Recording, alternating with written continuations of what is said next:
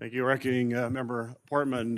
Senator Padilla, I understand you need to preside over the Senate shortly. Senator Carper has agreed to defer to you for your questions. Thank you, Mr. Chair. Thank you, Senator Carper, as well. So I can do exactly that, participate in this hearing and fulfill my duty to preside over the Senate session. Also want to thank Secretary Mayorkas for his service and his leadership at this very challenging time for the Department of Homeland Security and better balancing the multiple objectives. Yes, maintaining safety and security at the border, or along the border, I should say, but also respecting our nation's asylum and humanitarian laws in the midst of a global health pandemic, which, the Delta variant is, causing us to, or reminding us that we're not out of the woods of the COVID-19 pandemic quite yet. But wanted to raise questions and issues on a different topic. Mr. Secretary, last month, as chair of the Senate Judiciary Subcommittee on Immigration, Citizenship, and Border Safety, I held a hearing on the subject of military naturalizations and deported veterans. We heard from veterans and advocates on how difficult it became under the Trump administration for military naturalizations to occur. We're talking about eligible immigrants. It became more difficult to go through the naturalization process, and we heard a number of heartbreaking stories of families torn apart because of harsh immigration laws and a more difficult process than necessary. I had a chance to meet some of the new citizens personally on July 1st when I spoke at a naturalization ceremony aboard the USS Iowa in Los Angeles. So I was pleased that shortly after the hearing, you made an announcement that the department was working with the Department of Veterans Affairs and Department of Defense to ensure that veterans receive the benefits they deserve and those who have been deported might be able to come home again. My question is this. In the coming weeks, I understand that a number of reviews will be conducted on cases of deported veterans, and DHS will solicit feedback from stakeholders. Can you provide any more details on what resources, such as staffing or any interagency agreements, have been established to further this specific goal, and what the timeline is for reviewing the cases of deported veterans and their family members?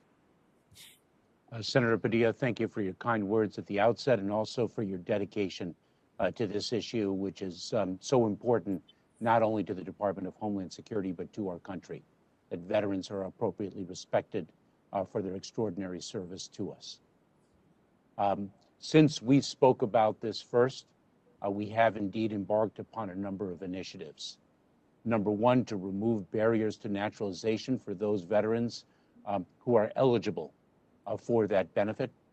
And two, to embark upon a concerted effort across the department to see that veterans who have been unjustly removed, unjustly deported from our country, can be returned. And just over the last few days, I selected a leader of this initiative within the Department of Homeland Security who's dedicated her career to this effort. And we are drawing upon the different agencies within DHS and across the government.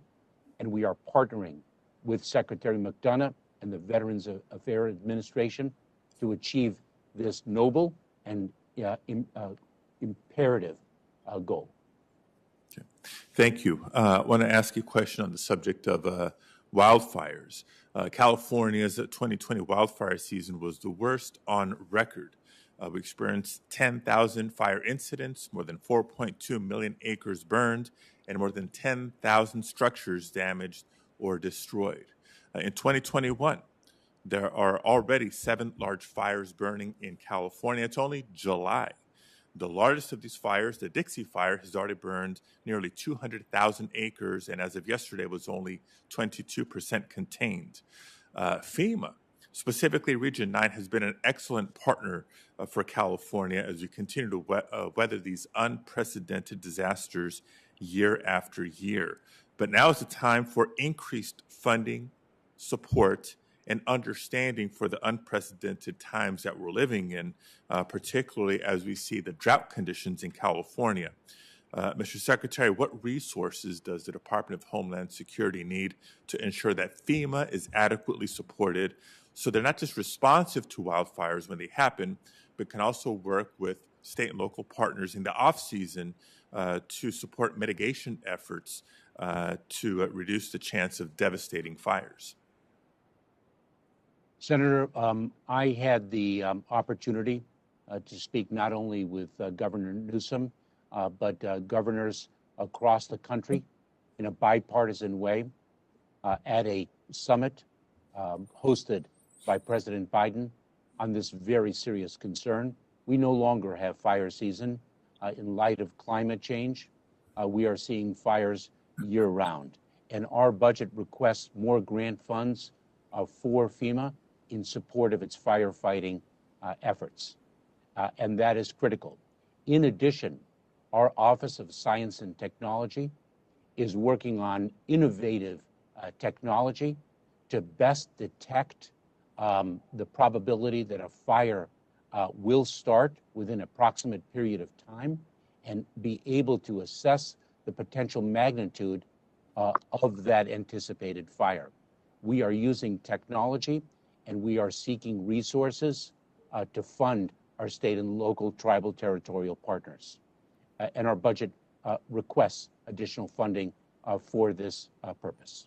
Thank you, Mr. Secretary. And just in closing, I mentioned your leadership and approach at the outset of my comments. Just three of the many concerns I'm sure you have to weigh: safety and security, of course, public health during a global health pandemic, respecting our nation's and international humanitarian and asylum laws, and more. Clearly, these are policies that are not mutually exclusive, but have to work well together. Any comments on your philosophy and your approach to this job? Senator, our commitment is to be a nation of laws, laws of accountability, laws of humanitarian relief, to respect the dignity of the individual. And I think you put it so powerfully and aptly that these are not mutually exclusive of one another. And I appreciate that. So, thank you, Mr. Secretary. Thank you, Mr. Chair. Thank you, Senator Padilla. Senator Johnson, you're recognized for your questions.